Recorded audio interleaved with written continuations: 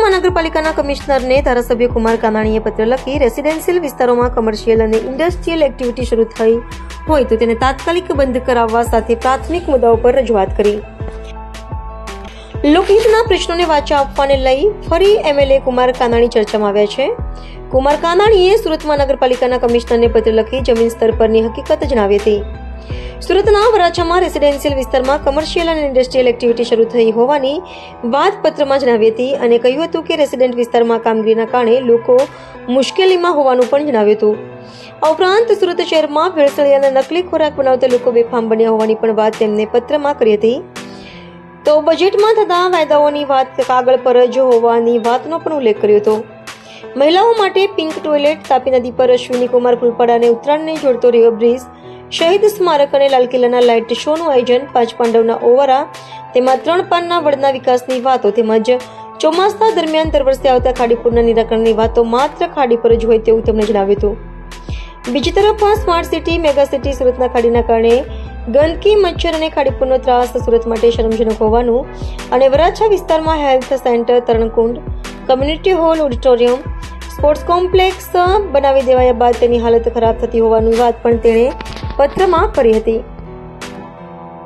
સુરત મહાનગરપાલિકા મ્યુનિસિપલ કમિશનરે જે ડ્રાફ્ટ બજેટ રજૂ કર્યું છે એની અંદર કમિશનરશ્રીએ સુરતને world class happy healthy city બનાવવાની વાત કરી છે. તંદુરસ્તી સિટી, રહેવાલાયક સિટી.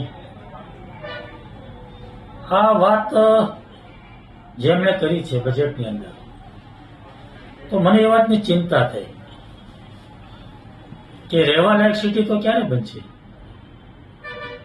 સુરત શહેરની અંદર દર વર્ષે ખાડીપુર આવે છે, લાખો લોકો હેરાન પરેશાન થઈ જાય છે, બેઘર થઈ જાય, ઘર છોડી ભાગી જવું પડે છે, તંત્ર બી પરેશાન થઈ જાય છે. જ્યારે પૂર આવે ત્યારે ચર્ચાઓ થાય છે, વાતો થાય છે, મિટિંગો થાય છે, આયોજન થાય છે.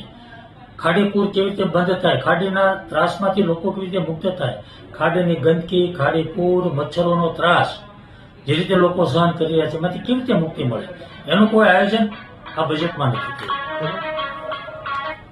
બીજી હેલ્ધી સિટીની વાત છે, તંદુરસ્ત સિટી કેવી રીતે બનશે. આજે આપણે જોઈએ છીએ રેડ પડે છે આરોગ્ય વિભાગની,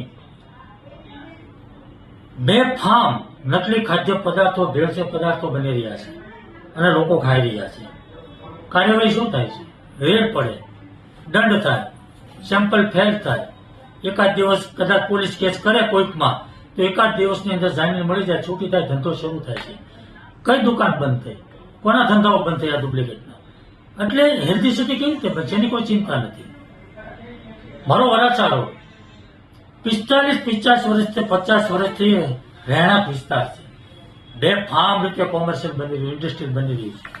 જ્યાં લોકો 45-50 વર્ષથી રહે છે એની અંદર ગોડાઉનો બને, ઇન્ડસ્ટ્રી બને, દુકાનો બને, કારખાનાઓ બને. કેવી રીતે લોકો રહે છે? આજે વરાછા રોડને લોકોને વરાછા રોડ છોડીને ભાગી જવું પડે એ પરિસ્થિતિ નિર્માણ થઈ છે.